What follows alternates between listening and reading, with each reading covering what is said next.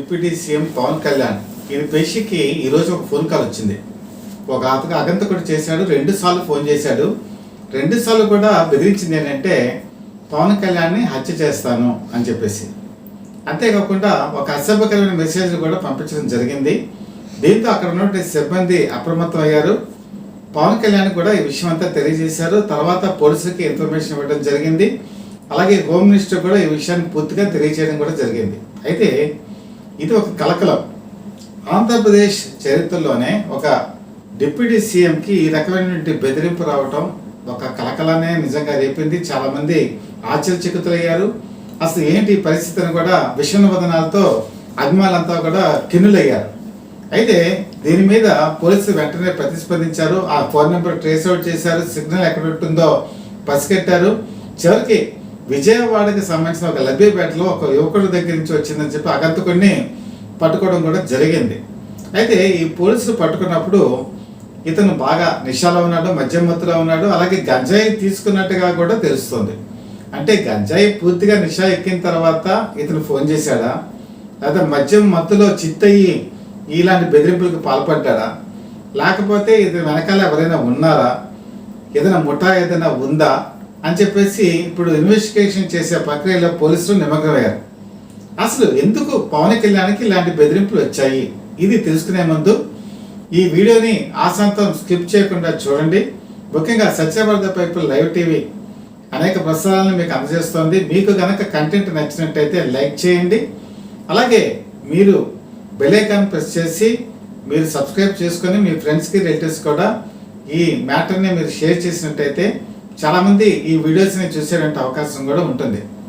అయితే ఇక్కడికి విషయానికి వచ్చేప్పటికి అసలు మన తెలుగుదేశం ప్రభుత్వం కూటమి అధికారంలోకి వచ్చిన తర్వాత ఆ కీలకమైన విజయంలో పవన్ కళ్యాణ్ పాత్ర ఎంతైనా ఉంది. ఎందుకంటే 100కి 100% స్ట్రైక్ రేట్.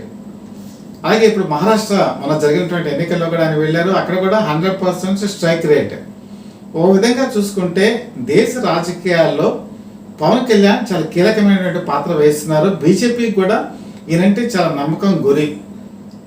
ఇలాగే మనం ఈ మధ్యకాలంలో సంఘటన కనుక పరిశీలిస్తే కాకినాడ పోర్టుకి సంబంధించినటువంటి ఈ పీడిఎస్ రైస్ పబ్లిక్ డిస్ట్రిబ్యూషన్ సిస్టంలో ఉండే రైస్ని విదేశాలకు ఎగుమతి చేసేటువంటి విషయంలో ఈయన కాకినాడకి అకస్మాత్తుగా వెళ్ళారు. అక్కడికి షిప్ దగ్గరికి వెళ్ళారు. సీజ్ ద షిప్ అని చెప్పని కూడా అన్నారు. ఈరోజు సిబిసిఐడి ఎంక్వైరీ కూడా అక్కడ పోర్టు మీద జరుగుతోంది. అనేక డొంకంతా కూడా కదులుతోంది. అసలు మరి ఈరోజు అక్రమ రవాణా చేసే వాళ్ళ గుండెల్లో రైలు పరిగెత్తిస్తున్నారు పవన్ కళ్యాణ్ అని చెప్పడంలో కూడా ఎటువంటి సందేహం కూడా లేదు.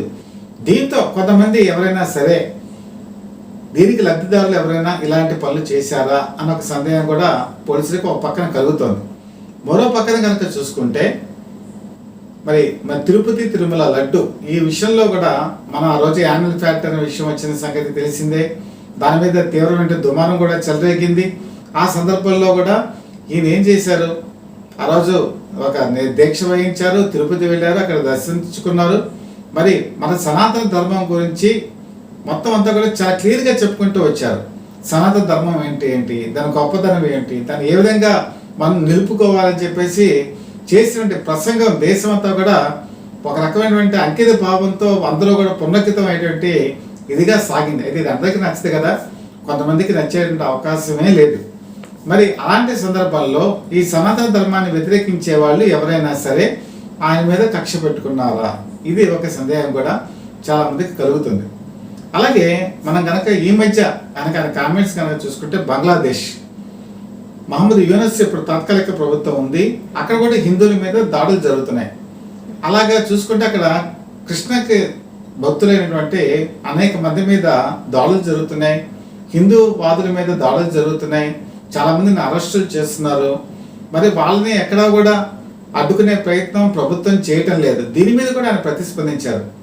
మరి కసబ్ మనం కనుక చూసుకుంటే 2008వ సంవత్సరంలో తాజ్ హోటల్లో జరిగినటువంటి ఒక ప్రమాదకరమైన ఇన్సిడెంట్ మీరు ఒకసారి గుర్తు తెచ్చుకోండి. ఎంతమంది ఆ రోజు చనిపోయారో కూడా మనకి తెలుసు. దానికి కసబ్బే ముఖ్య కారణం. అతను ప్రాణాలతో మనకి దొరికాడు. దొరికిన తర్వాత ఏం చేశాం మనం, అతనికి అసలు యాక్చువల్గా అతని భాష, అతని హిందీ లాంగ్వేజ్ ప్రొనౌన్సియేషన్ అంతా డిఫరెంట్. దాంతో అతన్ని ట్రాన్స్లేటర్ని ఒకరిని నియమించారు, అడ్వకేట్ని పెట్టారు. అతనికి లీగల్ ఎయిడ్ ఇచ్చారు. అలాగే అతను సుప్రీంకోర్టుకి వెళ్తానన్నప్పుడు కూడా సుప్రీంకోర్టుకి వెళ్ళేటువంటి అవకాశాన్ని కల్పించారు. ఇతనికి అనేక రకాలైనటువంటి న్యాయమైనటువంటి సహాయం కూడా ఆ రోజు ప్రభుత్వం అందజేసింది. ఏదే వన్ సైడ్ మాత్రం అతని తరపున వాదనలు విన్నారు, అందులో నిజ నిజాలు నిర్ధారించారు. అలాగే సుప్రీంకోర్టు కూడా అతని వాదనలు వింది, చివరికి మరణశిక్ష విధించింది. తర్వాత అతను ఆ శిక్షను కూడా అమలుపరచడం జరిగింది. అంటే మన సైడు భారతదేశ ప్రభుత్వం నుంచి అతనికి ఏ రకమైన సహాయం చేయాలో అన్నీ చేసింది. కానీ ఈరోజు బంగ్లాదేశ్లో అలాంటివి ఏవి కూడా జరగట్లా. హిందూవాదుల్ని అక్కడ గోచకోత కోస్తున్నారు, నిర్బంధంగా వాళ్ళని జైల్లో పడేస్తున్నారు, దమనకాండ చేస్తున్నారు అని చెప్పేసి పవన్ కళ్యాణ్ ఒక ఆవేశపూరితమైనటువంటి ప్రసంగం కూడా ఈ మధ్యకాలంలో చేశారు. ఇది చాలా మందిని ఆలోచింప చేసింది. అయితే ఈ ప్రసంగం కూడా కొంతమందికి ఏమైనా కంటగింపుగా మారిందా అని చెప్పేసి ఒక అనుమానం కూడా ఇంటెలిజెన్సీ నిఘా వర్గాల్లో కూడా ఏర్పడినట్టుగా తెలుస్తుంది. మనం కనుక జాగ్రత్తగా కనుక చూసుకుంటే తెలుగుదేశం ప్రభుత్వం కూటమి అధికారంలోకి వచ్చినటువంటి 4 నెలల కాలంలో ఆయనకి అసలు కేంద్రం నుంచి ఒక అలర్ట్ వచ్చింది. కొంతమంది వల్ల ఆయనకి ముప్పు ఉంది అని చెప్పేసి, ముఖ్యంగా పాకిస్తాన్కి సంబంధించినటువంటి వాళ్ళ సమావేశాల్లో ఈయన పేరు ప్రస్తావనకు వచ్చినట్టుగా కూడా అప్పట్లో చెప్పుకున్నారు. ఇప్పుడు జరిగినటువంటి అనేక ఇన్సిడెంట్స్లో ఈయన కీలక పాత్ర వహిస్తున్నారు. ఈయన తనకు సంబంధించినటువంటి పంచాయతీరాజ్లో కానీ సివిల్ సప్లైస్ విషయంలో కానీ అలాగే మిగతా విషయాల్లో చాలా ఖచ్చితంగా వెళ్తున్నారు. కాబట్టి శత్రువులు ఏర్పడి ఈయన ప్రాణాలకు ఏదైనా ప్రమాదం ఏర్పరిచే అవకాశం ఉంది అని చెప్పేసి ఇంటెలిజెన్స్ నిఘా వర్గాల ద్వారా కొంత సమాచారం కూడా ఉన్నట్టుగా కూడా మనం గతంలో కూడా వినున్నాం. దీంతో ఇప్పుడు ఇంకా వైప్లస్ కేటగిరీ సెక్యూరిటీలో ఆయన ఉన్నారు. కాకపోతే ఇప్పుడు ఇది జరిగిన తర్వాత రాష్ట్ర ప్రజలంతా కూడా ఒక ఆశ్చర్యచకితులయ్యారు. నిజంగా విషన్న వదనాలతో కూడా ఏం జరుగుతోందని చెప్పేసి ఆలోచించే పరిస్థితి కూడా వచ్చింది. అయితే ఇప్పుడు దీని వెనకాల ఏమైనా కుట్ర ఉందా, కుట్రదారులు ఎవరున్నారు, ఇవన్నీ కూడా ప్రభుత్వం బయటకు తీసేటువంటి ప్రయత్నాల్లో ఉంది. సఫలీకృతం కూడా అవుతారు. ఎవరున్నారో కూడా ఖచ్చితంగా తెలుస్తుంది. కాకపోతే ఏంటంటే ఎప్పుడూ కూడా పవన్ కళ్యాణ్ ఒక ప్రభంజనం. ఆయన రాజకీయాల్లో ఉన్నా, సినిమాల్లో ఉన్నా, ఎక్కడున్నా కూడా ఆయన ప్రపంచంలాగే ముందుకెళ్లారు. నీతి నిజాయితీలకి మారుపేరుగా నిలిచారు. అయితే ఈరోజు తెలుగుదేశం పార్టీ కూటమి కూడా విజయ పదంలో వెళ్తుంది. అనేక సంక్షేమ కార్యక్రమాలను కూడా ఏర్పాటు చేయడంలో కూడా మరి కూటమి ముందంజలో ఉంది. పవన్ కళ్యాణ్ కూడా పంచాయతీరాజ్ విషయంలో, రోడ్లు వేయటం విషయంలో కానీ, సంక్షేమ పథకాలను అమలుపరచడంలో కానీ, అలాగే అంతకుముందు జరిగిన నిధుల దుర్వినియోగం విషయంలో కానీ చాలా అంటే ఎక్కడ కూడా తను కాంప్రమైజ్ అవ్వకుండా ముందుకెళ్ళేటువంటి సంఘటనలో ఆ నిధులు అంతకుముందు దుర్వినియోగం చేసినటువంటి వ్యక్తుల నుంచి కూడా ఏదో ప్రమాదం ఇలాగే జరుగుతుందా, పొంచి ఉందా అన్నటువంటి దృక్పథంలో కూడా పోలీసులు మొత్తం అంతా కూడా దర్యాప్తు చేస్తే ఒక కోణం కాదు, ఇలా చెప్పుకుంటూ పోతే అనేక రకాల కోణాలు దీని చుట్టూ ఉన్నాయి. కాబట్టి పవన్ కళ్యాణ్ ఈ విషయంలో కూడా చాలా జాగ్రత్తగా ఉన్నారు. అలాగే రాష్ట్ర ప్రభుత్వం కూడా ఆయనకి భద్రతా ఏర్పాట్లు మరింత కట్టుదిట్టం చేసేటువంటి అవకాశాలు కూడా ఉన్నాయి.